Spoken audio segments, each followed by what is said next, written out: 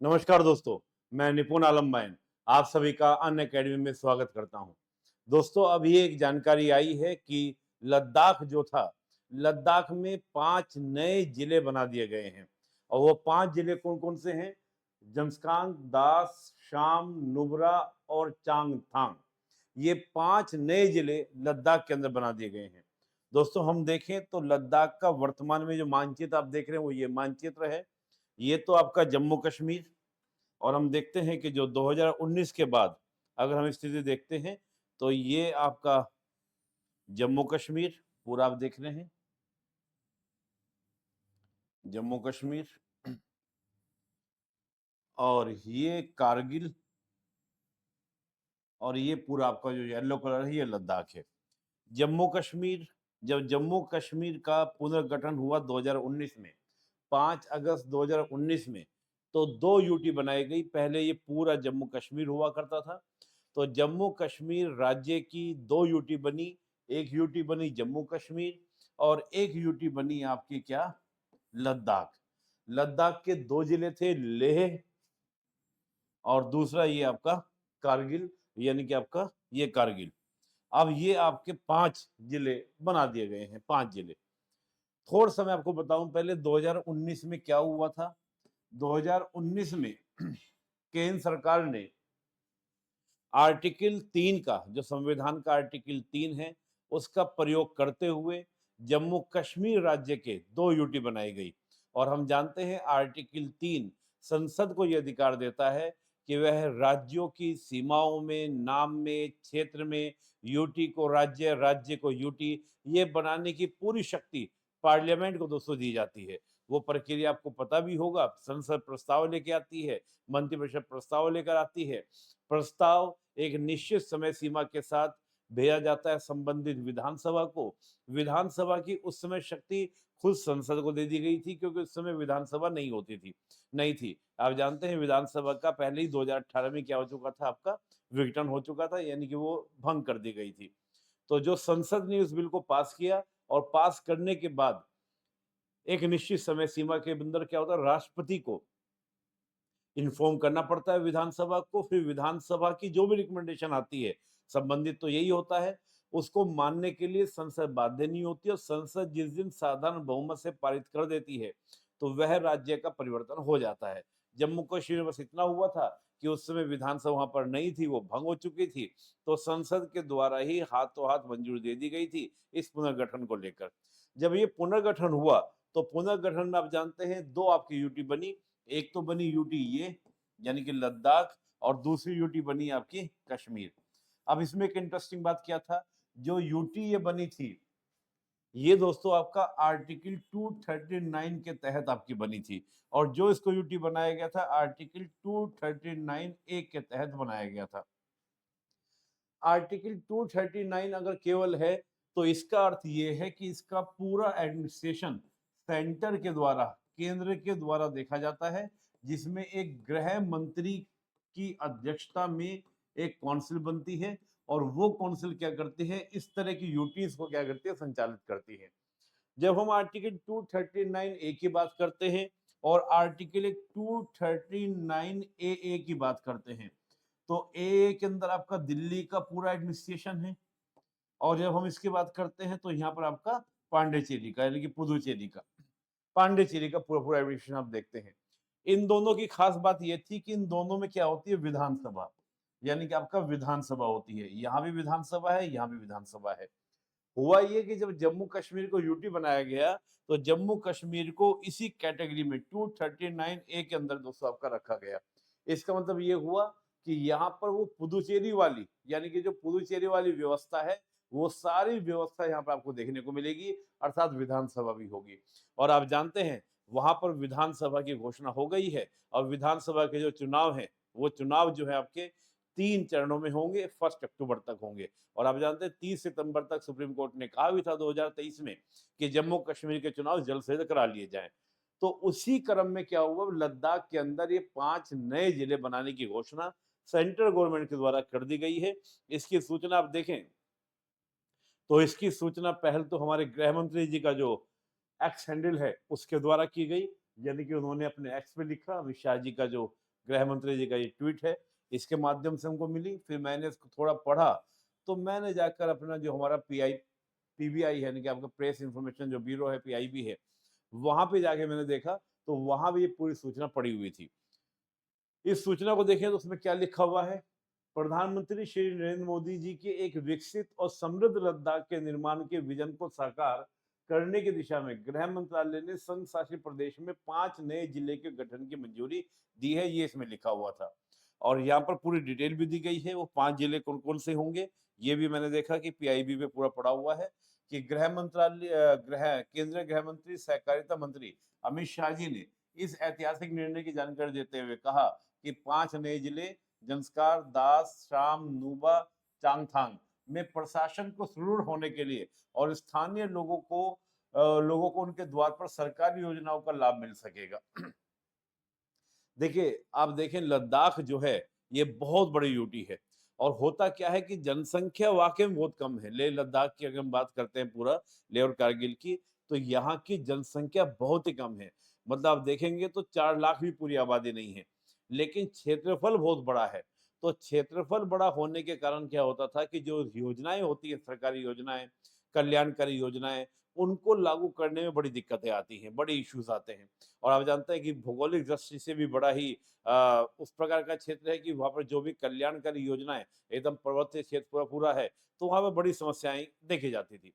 तो उन समस्याओं को देखते हुए लद्दाख में काफ़ी पहले से माँग चल रही थी कि हमारे ज़िले बनाए जाएँ। ज़िले बनने से लाभ ये होता है कि आपकी डिस्ट्रिक्ट बनेगी, डिस्ट्रिक्ट बनेगा तो डिस्ट्रिक्ट एडमिनिस्ट्रेशन आएगा, एडमिनिस्ट्रेशन जब ज़्यादा होगा, यानी कि आपके नज़दीक होगा तो डीएम, एसपी तमाम तरह की सुविधाएँ जो हैं, उससे नागरिक जाके इज़िली मिल सकते हैं, बात कर सकते हैं, अपनी समस्याओं को बता सकते हैं।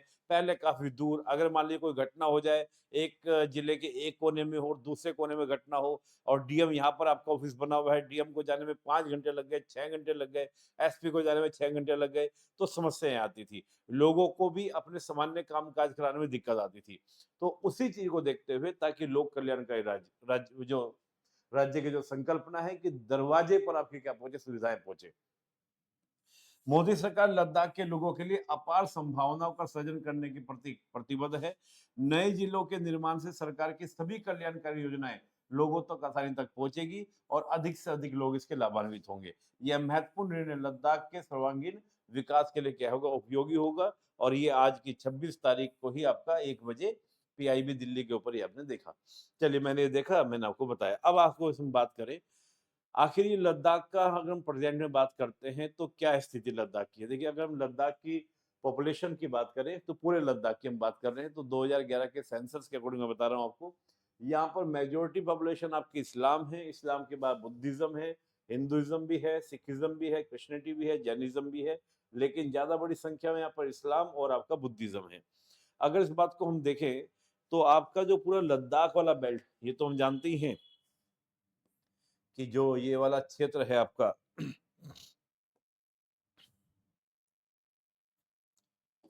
अगर इसको हम देखें तो ये इस तरह से कुछ हम लोग बोल सकते हैं, जो ये क्षेत्र है, ये आपका पाकिस्तान के द्वारा ऑक्युपाइड किया हुआ है, जिसको हम पीओके बोलते हैं। और ये आपका जो चाइना के द्वारा ऑक्युपाइड किया हुआ है, एक्साई चीन, ये आपका एलएसी है और ये आपका एलओसी है। साथ ही आप जानते होंगे ये आपका सियाचिन यहाँ पर है, यहाँ पर आपका सक्स वैली है, जो 1963 में पाकिस्तान के द्वारा भारत की जमीन को चीन को दी गई थी।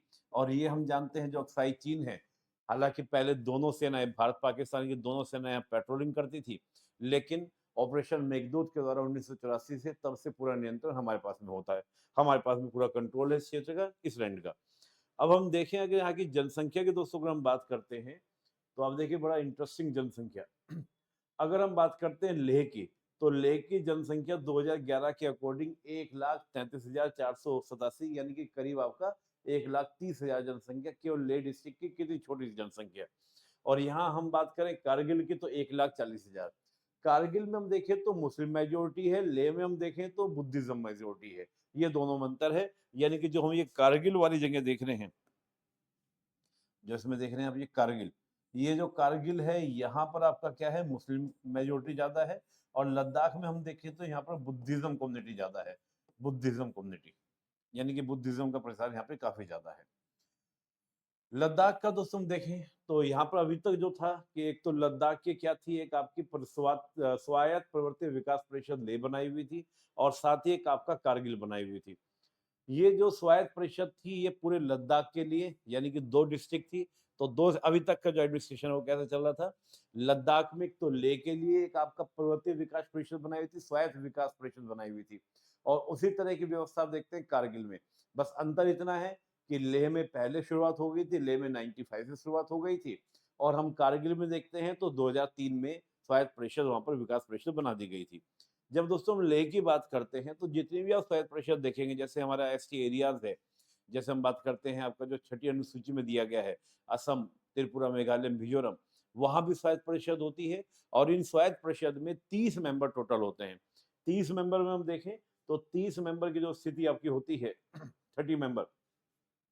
30 मेंबर में 26 होते हैं आपके निर्वाचित और 4 होते हैं आपके वहां के राज्यपाल के द्वारा नॉमिनेटेड होते हैं। तो वही स्थिति दोस्तों यहाँ पर भी है और जो ये परिषद है क्या काम करती है, ये पहाड़ी परिषद है, ग्राम पंचायतों के साथ मिलकर आर्थिक विकास, स्वास्थ्य सेवा, शिक्षा, भूमि उपयोग, कराधान, स्थानीय शासन पर निर्णय लेती है। साथ ही ये प्रशासन जिले में कानून व्यवस्था, संचार और उच्च शिक्षा की भी देखभाल करती है। यानी कि एक तरीके से आपका ऑटोनोमस बॉडी होती है जो तमाम तरह के जनता से जुड़े जो मुद्दे होते हैं उनके बारे में जिम्मेदारी होती है, उसकी देखभाल करती है।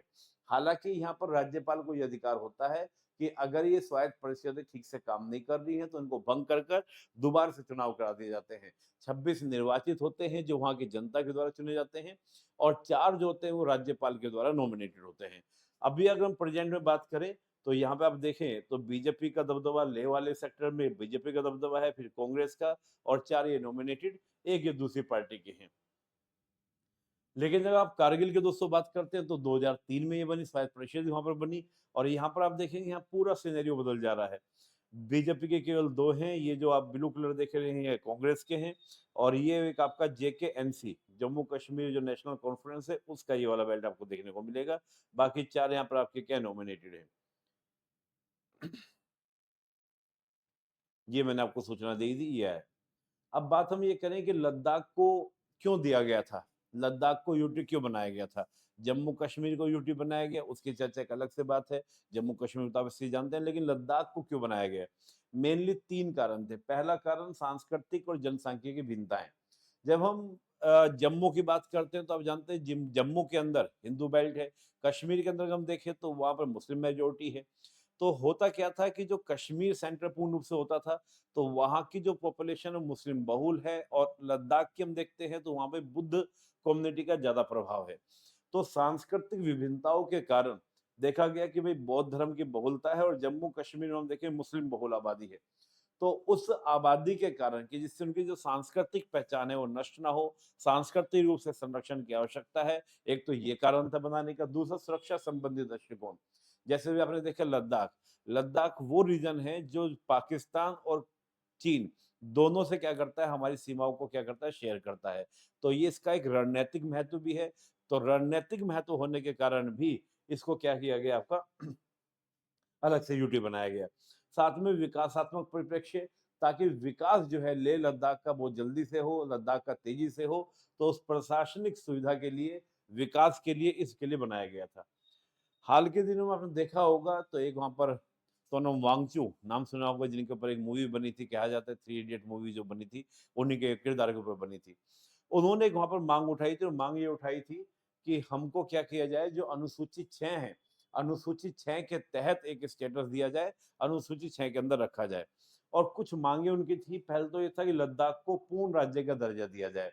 यूटी नहीं, ऐसे पूर्ण राज्य के दर्जे की माँग जम्मू कश्मीर में भी हो रही है और आप जानते हैं चुनाव में कुछ पार्टियों ने मैनिफेस्टो में कहा भी है कि हम पूर्ण राज्य बनाएँगे। तो लद्दाख में एक तो माँग ये थी। दूसरा क्या था कि छठी अनुसूची में जहाँ पर केवल 4 राज्यों का अनुसूचित जनजातीय क्षेत्र शामिल है, असम, त्रिपुरा, मेघालय, मिजोरम, उस सूची में हमको शामिल किया जाए और नौकरियों में आरक्षण दिया जाए और साथ ही पृथक संसदीय निर्वाचन क्षेत्र का निर्माण किया जाए, हमारी जनसांख्यिकी और भौगोलिक आधार पर। और हम जानते हैं कि जब हम बात करते हैं लद्दाख की और जम्मू कश्मीर की, तो आप ये भी जानते होंगे कि लद्दाख से केवल आपकी 1 सीट आती है। पार्लियामेंट के अंदर, राज्यसभा के अंदर कोई सीट नहीं है। और जब हम जम्मू कश्मीर की बात करते हैं तो जम्मू कश्मीर की राज्यसभा में 4 सीट हैं और लोकसभा में थोड़ा ज़्यादा सीटें हैं। तो जो पहले से चलते आ रही व्यवस्था थी उसको सरकार ने चेंजेस नहीं किए थे, परिवर्तन नहीं किए थे, वैसी की वैसी सीटें रखी थी। हालाँकि ये माँगे माँगी नहीं गई, मानी नहीं गई, लेकिन ये हुआ कि 5 नए ज़िले बना दिए गए, ताकि जो लद्दाख की प्रॉब्लम थी कि भई विकास हमारा तीव्र गति से नहीं हो रहा है, हमको दिक्कत आती है प्रशासन करवाने में, वेलफेयर योजनाओं को पहुँचाने में, तो सरकार ने उस माँग को ना लेकर लेकिन दूसरी माँग मानकर सुनने में ये आ रहा है कि इसमें पक्ष-विपक्ष अभी होगा, डिबेट्स होगा, लोग सामने में बातें रखेंगे, लेकिन लद्दाख के लोग काफ़ी खुश हैं कि चलो एक माँग हमारी मानी गई। छठी अनुसूची आप जानते ही हैं, ये छठी अनुसूची का आप जानते हैं, छठी अनुसूची जो है 4 राज्यों में लागू होती है। वहाँ पर पूरा अपना एक स्टेटस यानी कि आपका एक इंडिपेंडेंट जो आपका एक स्टेटस होता है, वो आपको अवेलेबल होता है, वहाँ पर उसको मिलता है।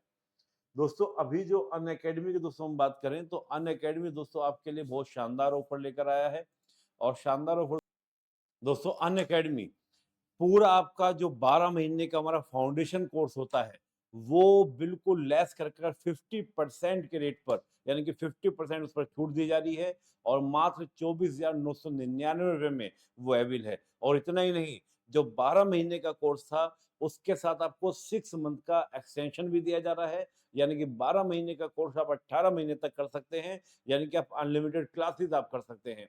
इसमें जीएस, सीसेट और आपका टेस्ट सीरीज तीनों अवेलेबल होंगे। प्री कम मेंस दोनों का सर्विस में कवर कराया जाएगा और वो भी टॉप एजुकेटर्स के द्वारा। आपको दोस्तों अगर ये कोर्स लेना है तो आप मेरा कोड निपुण 810 कोड जो ऊपर लिखा है रेड कलर से, इसको आप यूज कर सकते हैं और यूज करके आप मुझसे भी जुड़ सकते हैं। मैं Indian polity, international relation, internal security, governance, justice, ethics और ऐसे क्लास अकेडमी पे लेता हूँ। अभी हिंदी मीडियम का बैच स्टार्ट हुआ है, मैंने ही पॉलिटी से क्लास को स्टार्ट किया है। इसके अलावा हम देखें दोस्तों तो बहुत सारे और भी ऑफर आपके अनअकैडमी पे अक्सर आते रहते हैं। आप जुड़िए और सेकंड ये हमारा 2027 का दोस्तों एक बैच आपका स्टार्ट हुआ है जो इंग्लिश में है, इसको भी आप ज्वाइन कर सकते हैं। और अभी हमारे 1 सितंबर से एक नया बैच आपका इंग्लिश में लॉन्च हो रहा है। 31 अगस्त को हमारा इंग्लिश में लॉन्च हो रहा है और एक आपका 28 अगस्त को यानी कि आपका इंग्लिश मीडियम में लॉन्च हुआ है। ये सब हमारे ऑप्शनल है, आप इन ऑप्शनल को भी कर सकते हैं। तो मैं कहूँगा वेट ना करें, जल्द से जल्द ज्वाइन करें। और दोस्तों कल शाम को 5 बजे मैं डेमोक्रेसी पर एक लेक्चर लूँगा। डेमोक्रेसी में जो लेक्चर लूँगा ये अनअकैडमी के ऐप पर मैं लूँगा। आपको डिस्क्रिप्शन में लिंक मिल जाएगा। आप वहाँ पर आकर डेमोक्रेसी के ऊपर जो मेरा लेक्चर है, उसको भी आप ले सकते हैं, वो फ्री ऑफ कॉस्ट होगा, आप जॉइन कर सकते हैं। तो इस वीडियो में इतना ही। बहुत-बहुत धन्यवाद। जय हिंद।